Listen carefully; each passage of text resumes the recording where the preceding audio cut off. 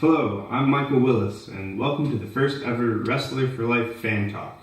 If you haven't already, check out the website wrestlerforlife.com, subscribe to the newsletter, and keep up to date with the latest happenings and contests going on in the wrestling world. Today we're going to be discussing the hottest team of the offseason, the Iowa Hawkeyes, what their lineup's going to look like the next couple years, and some of the big recruits they're bringing in. To start with, we're going to discuss the two big transfers the Hawkeyes brought in the offseason, both 133-pounders, Drexel's Austin DeSanto and Nebraska's Jason Renteria. These guys are going to be a huge help to the Hawkeyes because last year they did not qualify 133 at NCAAs. Both of these wrestlers were qualifiers. DeSanto was round of 12 as a true freshman, and Renteria actually missed weight at the big tournament. So that is a note of concern. However, going forward, Renteria has said he plans on staying at 133 for the remainder of his career. DeSanto has expressed interest in moving up to 141, but should be able to hold 133 for the Hawkeyes for at least a season. The 2018 recruiting class for the Hawkeyes was not a large one, but it did have substance. Their big get was the number 14 pound-for-pound wrestler, heavyweight Anthony Cassiope. Cassiope has been absolutely dominant the past two seasons of his high school career, only taking losses to Gable Steveson and Colton Schultz. Cassiope is going to slot in perfectly after Sam Stoll finishes up his redshirt senior year this season. Cassiope will slide right into the lineup at heavyweight. The other two notable wrestlers the Hawkeyes recruited were Nelson Brands, son of assistant coach Terry Brands, who is ranked 93 in the senior class. That being said, given his genetics, I don't think anyone's going to be surprised if he very much exceeds that ranking. The other wrestler is number 80, Aaron Cashman, who's predicted as a 125 or 133 pounder. And while he might have a difficult time cracking the lineup over the next couple of years, he is definitely a guy who has the potential to do some big things in college as well.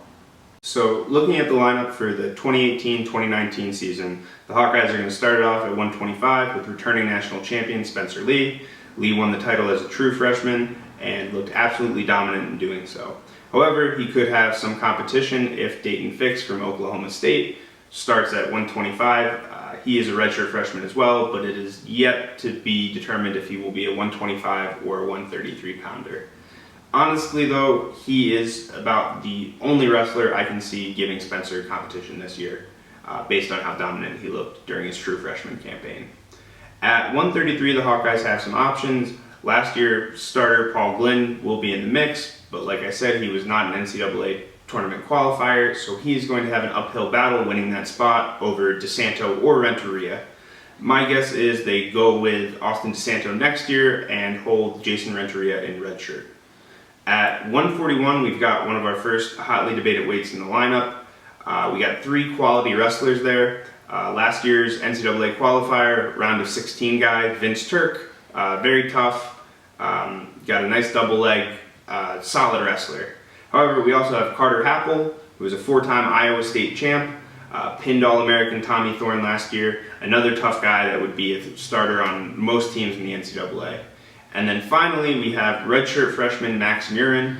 Murin is a Pennsylvania guy who had a very good redshirt year and also had some very promising results this spring season in freestyle. At 149, we have Edinboro transfer Patricio Lugo. Lugo was round of 12 as a true freshman before a disappointing 0-2 performance as a sophomore at NCAAs. He then transferred to Iowa and took a redshirt, and he had a very solid redshirt season. He should be a guy that is expected to get on the podium next year, especially in a 149 weight class that's looking a little bit depleted. At 157, right now the penciled in starter is Caleb Young, which is interesting because last season Young spent time bouncing between 174 and 165, where their starter Alex Marinelli was out with an injury.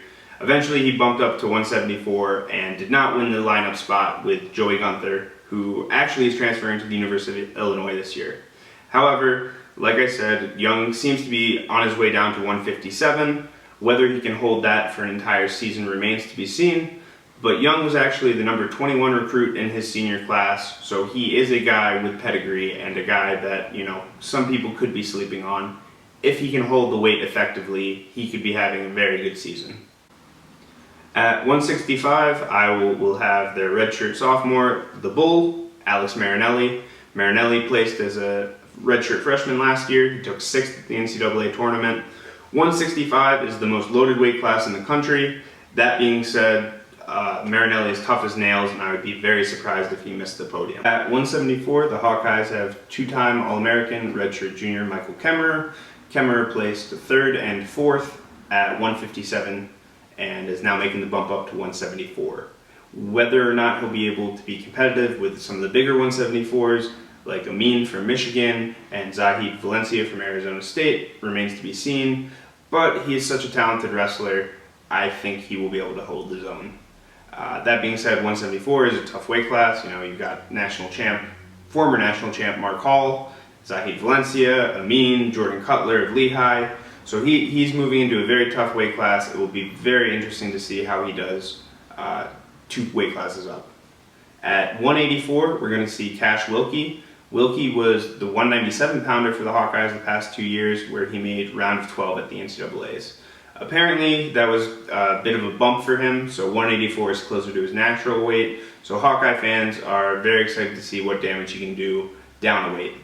And then the reason he is dropping down a weight is because stud redshirt freshman Jacob Warner is filling in at 197.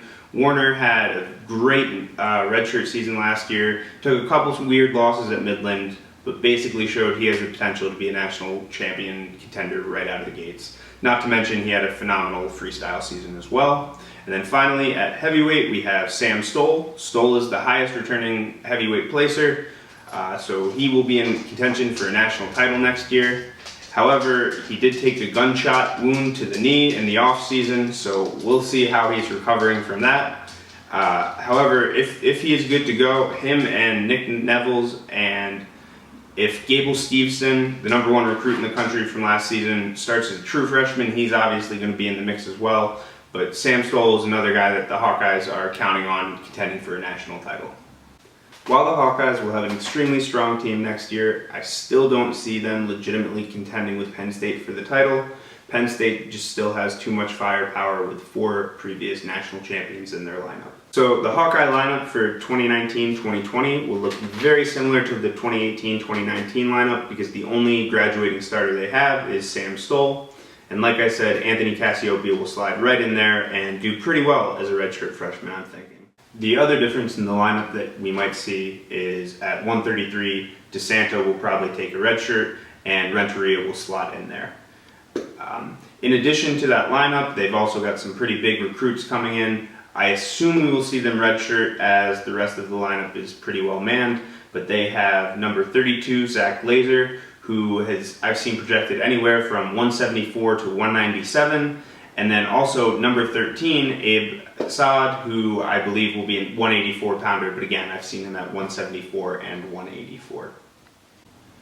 The 2021 season for the Hawkeyes is going to be a mix of some veterans and some new faces. So at 125, Spencer Lee is going to enter his senior year. I don't see him taking a red shirt. He's that dominant and doesn't need one. He's going to go straight through and then into his international career. At 133, we'll have Jason Renteria coming in as a redshirt junior. Then at 41, we'll have Austin DeSanto bumped up, also as a redshirt junior. At 149, Patricio Lugo had graduated, so Max Murin will make the bump from 141 to 149. He will also be a redshirt junior. 157, I've got Caleb Young penciled in as a redshirt senior. Whether he can maintain 157 until his senior year remains to be seen. Nelson Brands might be in the mix for that spot as well.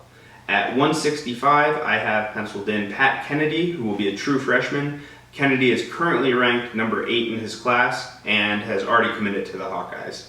At 174, I think we see Zach Glazer, who will be a redshirt freshman, followed by another redshirt freshman at 184, Abe Assad. At 197, we'll have redshirt junior Jacob Warner, and then finally at heavyweight, we will have redshirt sophomore Anthony Cassiopeia. That will be an extremely solid lineup as well. Granted, you know, we're speculating 3 years out at this point. Anything can happen, kids can get injured, transfers can occur, yada yada yada. So take everything I've told you with a grain of salt, because who knows, this is one man's guess. Thanks again for watching the first ever Wrestler for Life fan talk. I hope you enjoyed it. We plan on doing some other colleges in the future, Penn State, Ohio State, Oklahoma State, and some of the smaller ones as well. But I hope you enjoyed it.